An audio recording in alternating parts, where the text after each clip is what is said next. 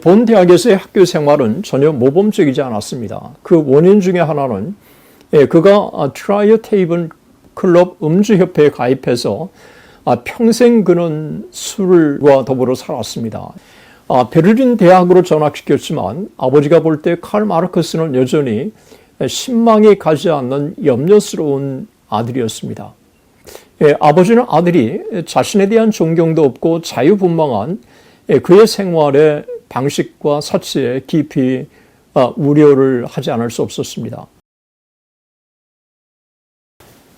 역사학자들은 한 인물을 조명할 때 생애와 사상을 동시에 조명하고 가정 배경과 교육 배경을 중요하게 살펴봅니다.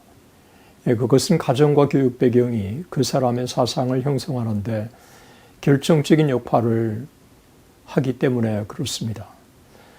1789년 프랑스 혁명이 일어나고 1861년 미국의 남북전쟁이 일어나기까지 이 기간은 혁명의 기간이었습니다.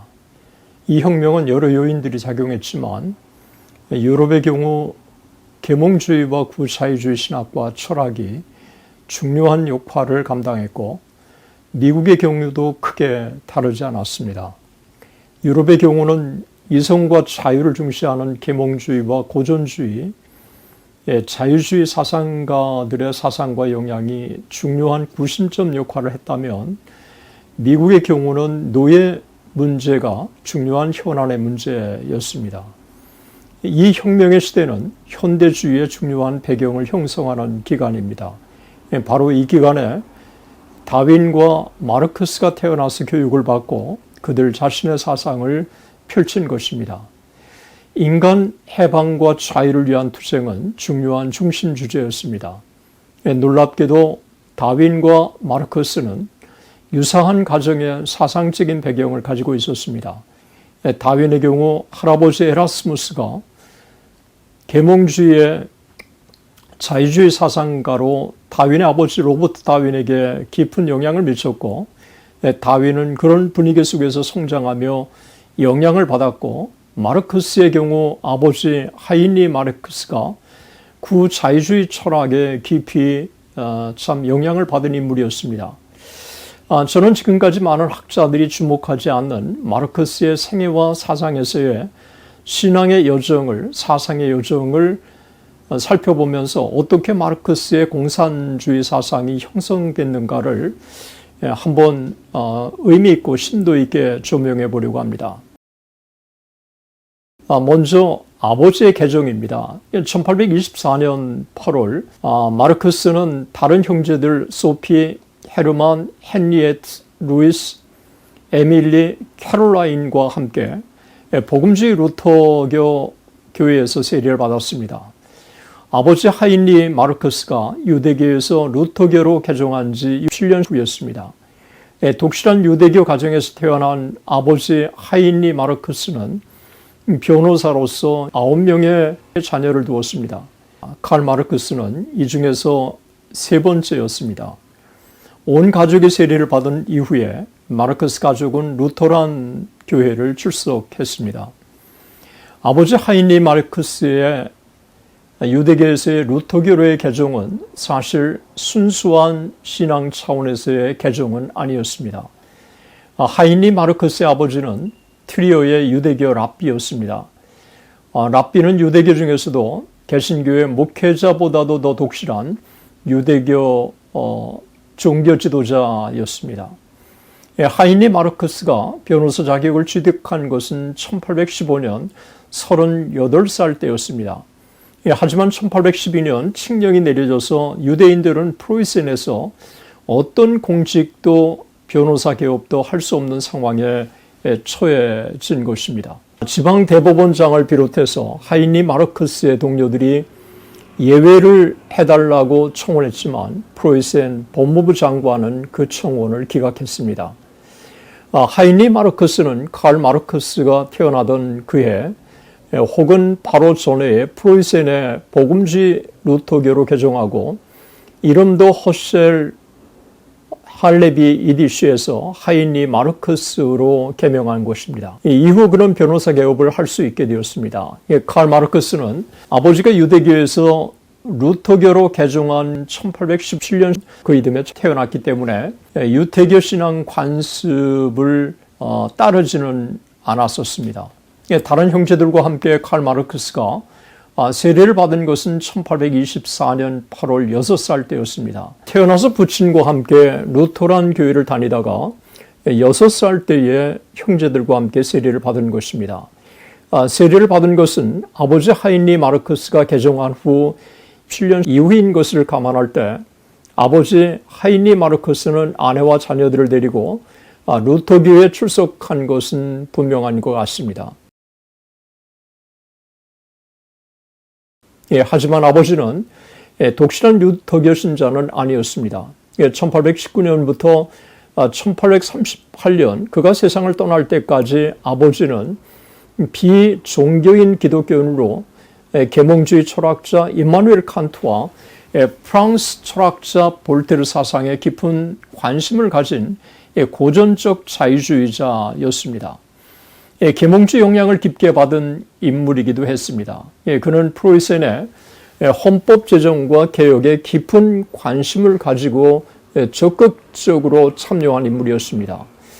변호사로 일하면서 재정적 여유가 있으면서 1819년 큰 저택으로 이사를 해서 마르크스는 그 집에서 살았습니다.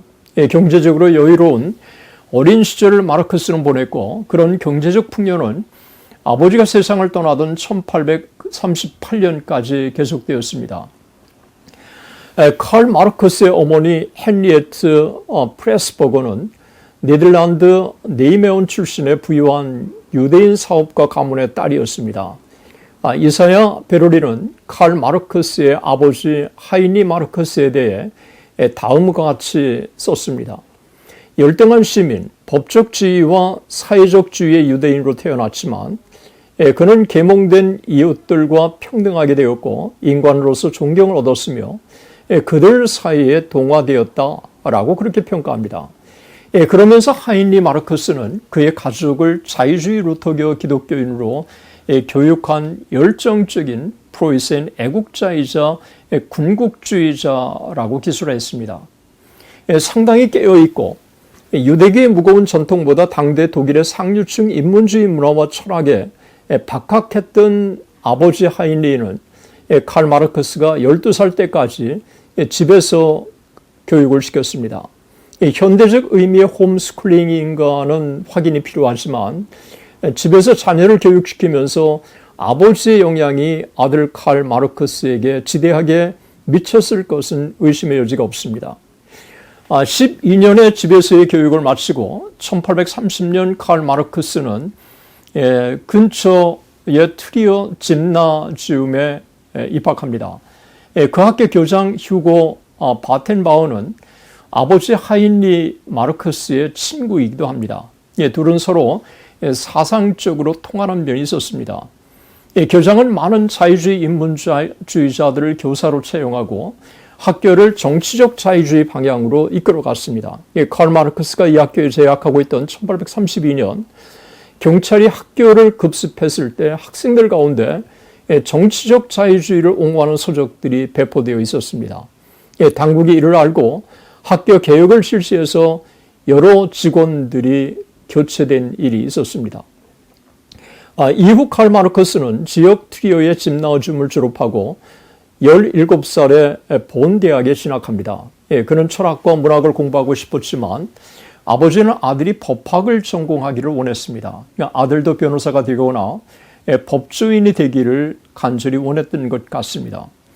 본 대학에서의 학교 생활은 전혀 모범적이지 않았습니다. 그 원인 중에 하나는 그가 트라이어 테이블 클럽 음주협회에 가입해서 평생 그는 술과 더불어 살았습니다. 그러니까 본 대학에서 1년 공부하는 동안 첫 학기는 괜찮았지만 두 번째 학기의 성적이 너무 좋지 않아서 아버지가 그를 더 진지하고 학술 지향적인 베를린 대학으로 강제적으로 전학을 시켰습니다.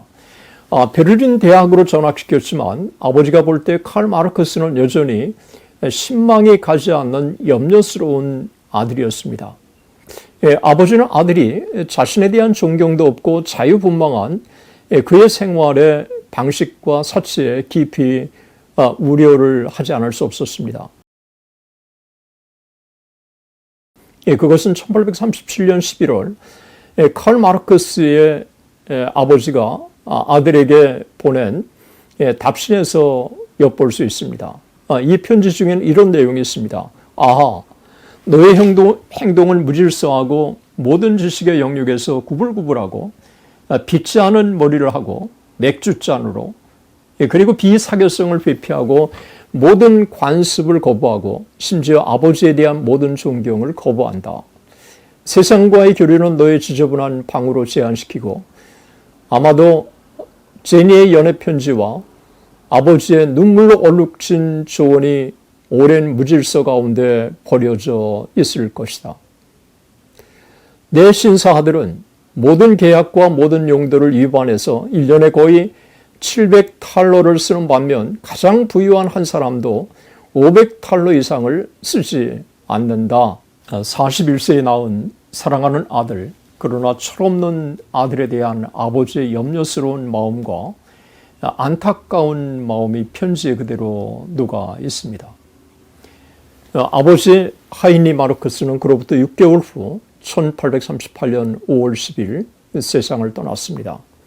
칼 마르크스가 20살 생일을 5일 지난 때였습니다. 아버지는 61세로 폐결핵으로 세상을 떠났습니다.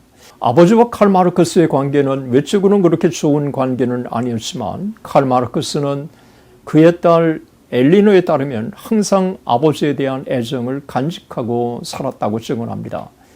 엘리노는 아버지 칼 마르크스가 자신의 아버지에 대해서 이야기하는 것을 지치지 않았고 항상 아버지의 오래된 다게레오타입 사진을 가지고 다녔다고 증언합니다. 1883년 칼 마르크스가 죽었을 때 프리드리 엥겔스는 그 사진을 마르크스의 관에 넣어주었습니다. 분명 마르크스의 급진주의 사상은 아버지에게서 가장 먼저 영향을 받았고 짐나지움, 고등학교에 가서 정치적인 자유주의를 옹호하는 교장과 선생님들로부터 동일한 사상적인 분위기 속에서 교육을 받으면서 실천적이고 행동주의적인 자유주의 사상가로 점차 발전해 나간 것입니다. 그러나 그런 성향이 한층 더 견고하게 다듬어진 것은 의심할 바 없이 대학에 진학해서였습니다.